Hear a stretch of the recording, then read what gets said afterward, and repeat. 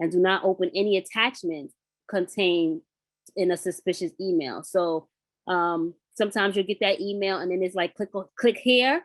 When it says click here, don't click here, because oftentimes those are the links that will take you someplace. So if it's looking suspicious, number 3 is the important one. Do not enter personal information in a pop-up screen, especially if it's a suspicious email and then the screen pops up and it's like enter your name and identifying numbers like your last 4 digits of your social or date of birth. Do not enter your personal information. And then if you have the phishing filter on your email application or your web browser, that helps you to protect your email. But when in doubt, do not click delete. Click delete. Do not click anything else. Click delete and save yourself. But definitely do not enter any personal information. So the top 10 internet safety rules and what not to do online. So number 1 is keep personal information professional and limited. So if it's dealing with information that your website that you're going on to and putting in your information, then that's your business that you're doing. But if somebody's sending you something and telling you to click it, especially if it's unsolicited, so if they're saying like, oh, you need to update your account, this information or that, you can always call the provider to find out if they requested something.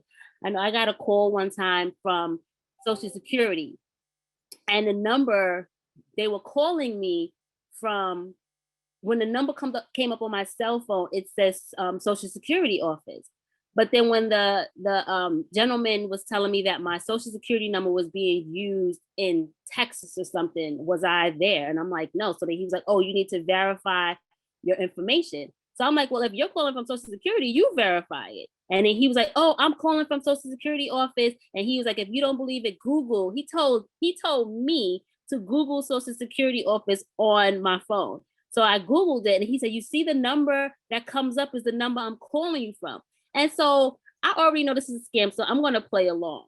So he's telling me to Google the number. So I see the number. He said, you see, I'm calling you from that number. I said, okay, so then if you're calling from Social Security, you tell me my information. He's like, ma'am, your number is, and so now he's getting like upset at me and he's telling me, ma'am, your information is being used. And I said, well, you tell me the information that you have, because if you're calling from the office. And so then he got mad and I just hung up. But then they tried this a couple of times. And so had I not been aware of the scams and stuff, they could easily put fear into you saying like, nobody wants their Social Security number to be breached, the being used someplace and that personal information being breached. So they make it as if it's an urgency for you. So you always want to keep your privacy settings on and practice safe browsing. So when you're searching around, sometimes you could be incognito. They have a button for that where you could keep yourself hidden from browsing when you're browsing certain sites, and make sure your internet connection is secure.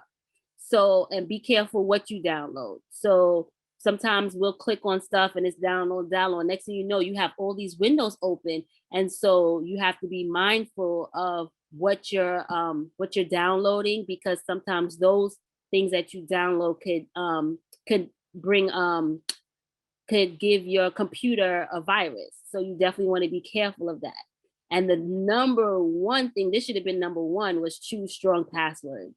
And when you choose those strong passwords, you want to make sure that they have the capital letter in it, a lowercase number, a number, and like a sign, like either an exclamation point or a star, something.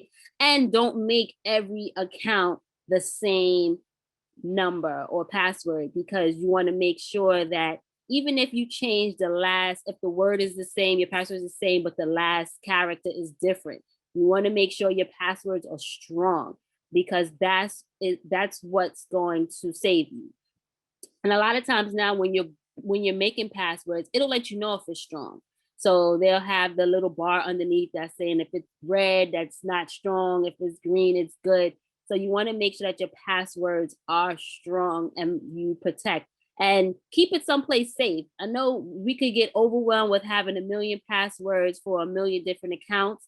And so sometimes you keep the word the similar but change the last character, but you want to keep it someplace written in a notebook or something safe in your home.